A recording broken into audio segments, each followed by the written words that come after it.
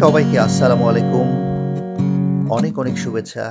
আসলে আ বাংলাদেশের রাজধানী ঢাকার একটি চমৎকার একটি পরিশীলিত বলতে পারি, একটি আভিজাত্যপূর্ণ বলতে পারি, একটি কর্মমুখী বা কর্মের একটা জায়গা বলতে পারি সেটি হচ্ছে গুলশান।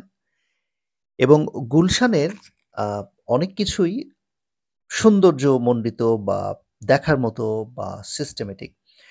কিছুটা আগের ফুটেজটা আমরা দেখতে পাচ্ছি যেখানে গুলশান আ ১ এর যে অংশ সেখানে রাস্তা পারাপার, সেখানে সাধারণ মানুষের যে অপেক্ষমান থাকা রাস্তা পারাপারের জন্য সেটার অংশ দেখতে পাচ্ছি। কারণ আমরা এই রাস্তা পারাপারটা কিন্তু এমন না যে আপনি সিগন্যাল বাতি লাল হয়েছে বিধায় আমি যাচ্ছি, এরকম কিন্তু না। এখানে দিনে বলি, রাতে বলি, সবসময়ের জন্য বলি যে বেশিরভাগ বাংলাদেশের জায়গায় আমরা যদি বলি সিগন্যাল বাতির কথা, সেই সিগন্যাল বাতি দেখবেন যে ঐরকম পালন করা হয় না বা আমরা করতে পারি না। বা অনেক জায়গায় নেই।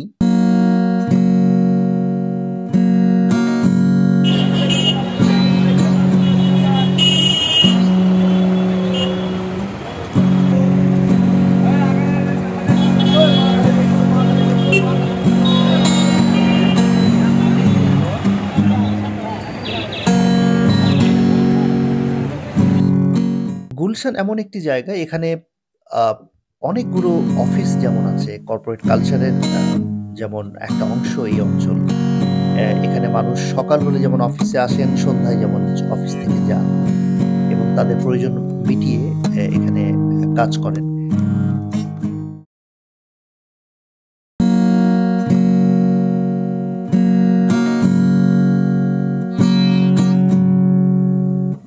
অনেকগুলো বিল্ডিং আছে এই গুলশান ১ এবং ২ তে এবং সেগুলো দেখতে খুব সুন্দর। অনেক ৫ তারকা হোটেল আছে এখানে। এখানে স্থাপত্য করার যদি বলি এই গুলশানে মানে ঢাকার এই অঞ্চলের খুব সুন্দরভাবে নকশা করা এবং সেই অনুযায়ী খুব সুন্দরভাবে এই বিল্ডিংগুলো বানানো হয়েছে। আসলে আমাদের আ বাংলাদেশের বাস্তবতা আমরা দেখে থাকি। বিশেষ করে আমি গুলশানের কথা বলছি যেখানে আধুনিক বিল্ডিং এর স্থাপত্য শৈলী আমরা খুব বেশি দেখতে পাই। আমরা যদি পুরান ঢাকায় যদি দেখি বা অন্যান্য অঞ্চলে দেখি সেখানে হয়তোবা মডার্ন বিল্ডিং গুলো খুবই কম। সেখানে ঐতিহ্যের আ ইতিহাসের একটা বিরাট অংশ সেগুলো হচ্ছে আ পুরাতন বিল্ডিং বা ওই ধরনের। কিন্তু গুলশান অঞ্চলে যদি দেখি বা এই আশেপাশে অঞ্চলে দেখতে পাই যে স্থাপত্য কলার বিশেষ করে আধুনিক স্থাপত্য কলার অনেকগুলো উদাহরণ আমরা দেখতে পাই।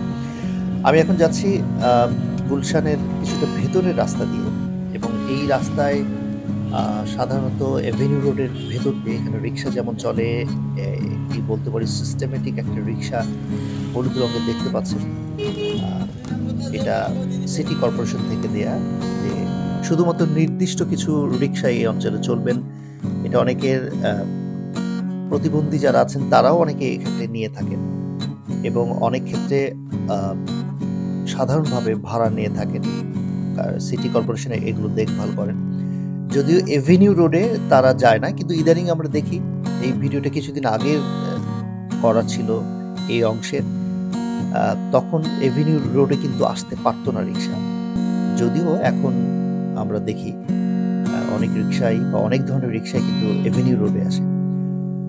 সো গুলশান এভিনিউ রোডে আমি যদি বলি গুলশান ১ থেকে ১ এরও আরো এই পাশে আ আ ডক্টর ফজলে রাব্বি পার্ক থেকে শুরু করে যদি বলি, ওইদিকে গুলশান ২ এরও আরো ওইদিকে বারিধারায় বা এম্বাসি রোডের ওইদিকে অংশ সবগুলোই কিন্তু আ কমার্শিয়ালি ব্যবহৃত হয় বিল্ডিংগুলো। মানে অসংখ্য অফিস, অসংখ্য তাদের কর্পোরেট অফিস এই পুরো এই এভিনিউ রোডগুলোতে। আ সাধারণত ভেতরের রাস্তাগুলোতেও অনেকগুলো কর্পোরেট অফিস থাকে কিন্তু তুলনামূলকভাবে সেখানে বসবাসের জন্য আ থাকার জন্য সেই রাস্তাগুলো বেশি ব্যবহার করা হয়। এবং অ্যাভিনিউ রোডে আ আমার মনে হয় যে বাংলাদেশের অনেক বড়, বড় কোম্পানি যারা আছেন, কর্পোরেট কালচার যারা করেন, যারা গুলশানের হেড অফিসের মাধ্যমেই তারা পুরো বাংলাদেশে বা দেশের বাইরেও ব্যবসা পরিচালনা করেন। সুতরাং আমরা বলতে পারি এই অঞ্চলটা একটা চমৎকার আ কর্পোরেট কালচার গড়ে উঠেছে। শুধু তাই না, সরকারি অনেক অফিসও কিন্তু এখানে আছে। হয়তো তুলনায় অনেক কম। কিন্তু আ এখানে কাজ করে যেমন অনেক ব্যাংকগুলো আছে এখানে, অনেক আ কিছু, কিছু অফিসের কাজ এখানে হয়। তাদের অফিস হিসেবে হয়। এখানে যেমন অনেকগুলো পার্ক আছে। এই অঞ্চলে খুব চমৎকার পার্ক। আমি ইদানিং যেগুলো দেখেছি ম্যাক্সিমামই খুব সুন্দর এবং খুব পরিপাটি।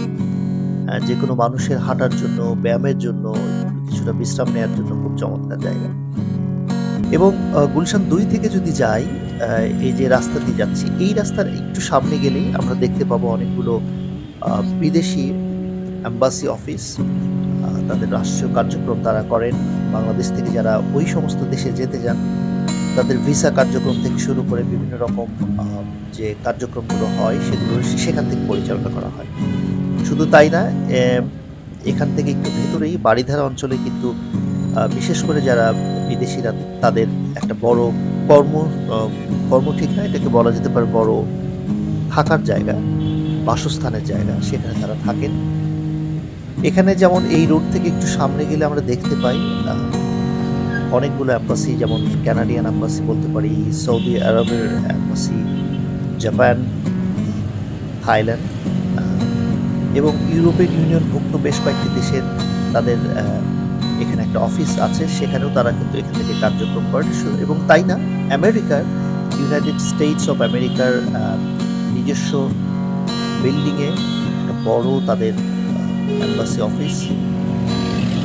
সো এই যে আ গুলশানের ফরেন ফ্রেন্ডলি যে একটা পরিবেশ, এটা ঢাকার মধ্যে সবচেয়ে বেশি বলা যেতে পারে যে বিদেশীদের জন্য বান্ধব একটি চমৎকার জায়গা।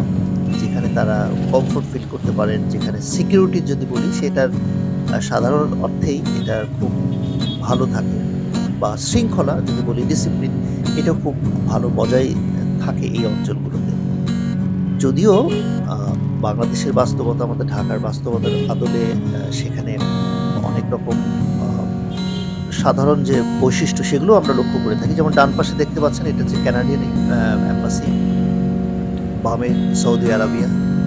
আরেকটু সামনে যদি দেখবো, এখানে জাপান আছেন, এই পাশে কোরিয়ান, ওই পাশে ডান পাশে আমেরিকার এম্বাসি, এবং আরেকটু সামনে যে হাতের বামের কোনায় আছে থাইল্যান্ডের এম্বাসি। সো এই চমৎকার হাঁটার জায়গা থেকে শুরু করে একটা ভালোভাবে যাওয়ার যে বিষয়গুলো, যেকোনো মানুষ এখানে খুব কমফোর্টেবলি তারা কিন্তু এখানে চলতে পারে। এখন যেটা দেখতে পাচ্ছেন, এটা হচ্ছে গুলশান অঞ্চল থেকে একটু বাইরের অঞ্চল, যেটাকে বারিধারা বলতে পারি আমরা। ১০০ ফিট রোড একটু সামনেই, তারপরে এদিকে একটু সামনে আমরা বলতে পারি এটা কুড়িল বিশ্ব রোড। রামপুরা থেকে কুড়িল হয়ে ঠিক আছে, এটি বারিধারা অঞ্চলের পার্কিং। সো ফুটপাত কিন্তু একটি নগরের জন্য খুবই গুরুত্বপূর্ণ হাঁটার জন্য, এবং নগরের সাধারণ মানুষের জন্য অবশ্য আরেকটি ইম্পর্টেন্ট বিষয় হচ্ছে, গুরুত্বপূর্ণ বিষয় হচ্ছে টয়লেট। একটি মানুষ যখন টয়লেট পরিপাটি দেখবেন, এবং তখনই কিন্তু তার তার এই বিষয়টা খুব ভালোভাবে হবে এবং এটা একটি নগরের পরিচ্ছন্নতা বা তাদের একটা চমৎকার বৈশিষ্ট্য বা সেই নাগরিকদের একটা চমৎকার বৈশিষ্ট্যকে একটা এটা কিন্তু সিম্বলিক অর্থে বলা যায় যে হ্যাঁ, এই দেশের বা এই অঞ্চলের মানুষগুলো তাদের পরিশীলিত, তাদের ডিসিপ্লিন, তারা খুব সুন্দরভাবে এই কাজ করছে। সুতরাং এই টয়লেটটা সিটি কর্পোরেশন অনেকগুলো টয়লেটের মধ্যে খুব সুন্দর করে বানিয়েছেন।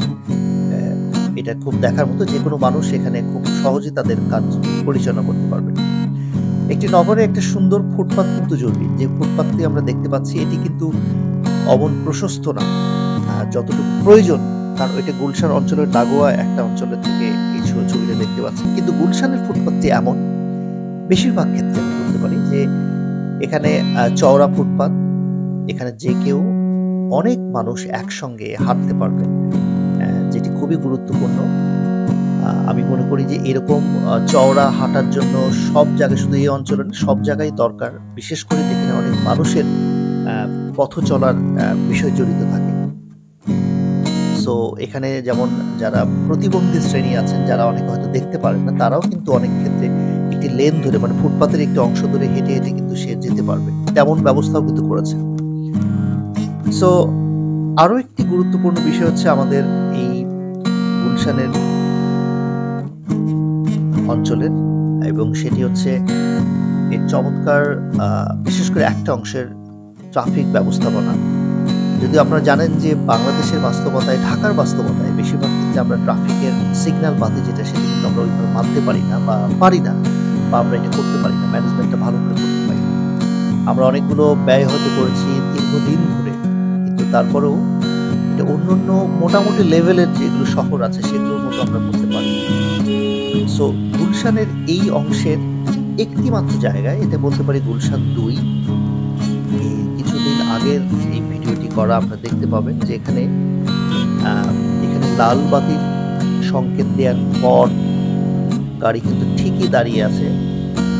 এই যে দেখতে পাচ্ছি আমরা, লাল বাতিটা জ্বলে উঠলো বা লাল বাতি দেখা যাচ্ছে, দেখতে পাচ্ছেন গাড়িগুলো সবাই দাঁড়িয়ে আছে এবং অপর দিকের যেগুলো গাড়ি সেগুলো কিন্তু সেখানে গ্রিন হয়েছে, মানে গাড়ি কিন্তু চলমান ওই দিক থেকে আছে, বাট এখানে কিন্তু স্টপ।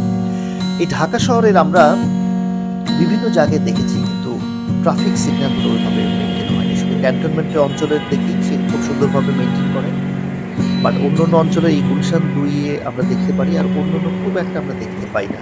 হয়তো অনেক জায়গায় লাইট আছে, সিগন্যাল বাতি আছে, বাট বাস্তবতার সেই ম্যানেজমেন্টের জায়গায় কিন্তু আমরা করতে পারি না। আশা করছি খুব ভালো এগুলো ম্যানেজমেন্ট হবে। এবং এই গুলশান ১-২-এর একটা চমৎকার বিষয় আরেকটা হচ্ছে সিস্টেমেটিক বাস সার্ভিস, শীতাতপ নিয়ন্ত্রিত।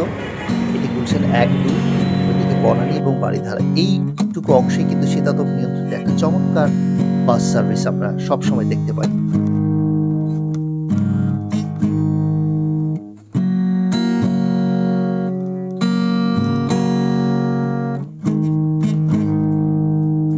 লেক পার হচ্ছে একটি চমৎকার বোট। এই বোটের এই পানিতে এটি একটি হাতির ঝিলের লেক, গুলশানের ঠিক পাশ দিয়ে যেটি গেছে, এবং এই হাতির ঝিলের এই পাশ থেকে যে পাশের যে দেখতে পাচ্ছেন বিল্ডিংগুলো, সেই বিল্ডিংগুলো হচ্ছে গুলশান। এবং প্রতিদিন এরকম চমৎকার গুলশান থেকে রামপুরা হয়ে ওইদিকে এফডিসি অঞ্চল, মগবাজার অঞ্চল, সো এই অঞ্চলগুলো, এইদিকে বাড্ডা অঞ্চল, সো এই অঞ্চলগুলোতে এরকম প্রতিদিন মানুষের প্রয়োজন মেটায়। অফিসগামী মানুষ বা যার কর্মস্থলে বা প্রয়োজন মেটানোর জন্য যারা যান, তাদের প্রয়োজন মেটায় এই চমৎকার বোট সার্ভিস।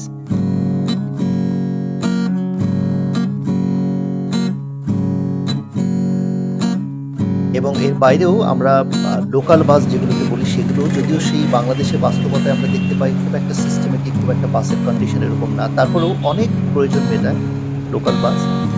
আর রিক্সার কথা যেটা বলছিলাম, যে রিক্সা যদিও এখন অ্যাভিনিউ রোড থেকে শুরু করে সব জায়গায় যায়, যদিও গুলশান অঞ্চলে কিন্তু এই এরকম হলুদ রঙের রিক্সাগুলো দেখতে পাই এবং শুধু তারাই চলতে পারেন। কিন্তু ইদানিং হয়তো বা কিছুটা সব শ্রেণীর রিক্সায় হয়তো চলে, কিন্তু এটা একটা সুন্দর বৈশিষ্ট্য ধারণ করে যে স্পেশালি এই অঞ্চলের রিক্সা চালকদের, তারাই শুধু চলতে পারেন একটা ইউনিফর্ম পরে।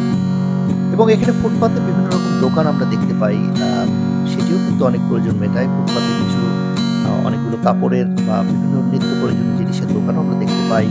শুধু তাই না, এই গুলশান অঞ্চলে আমরা মানুষের প্রয়োজন মেটানোর জন্য বিভিন্ন রকম খাবারের দোকানও দেখতে পাই ফুটপাতে। সেটিও কিন্তু অনেক প্রয়োজন মেটায়। শুধু ফুটপাতে কেন, আমরা অনেক সুন্দর ৫ তারকা হোটেলেও আ যার অবস্থান থেকে খেতে পারেন এই অঞ্চলে। সেটি সুইমিং পুলের পাশে বসে খেতে পারেন, বুফে বা বাফেট ডিনার আপনারা করতে পারেন, লাঞ্চ করতে পারেন, খেতে পারেন এবং চমৎকার কফি শপে বসে কফিও খেতে পারেন।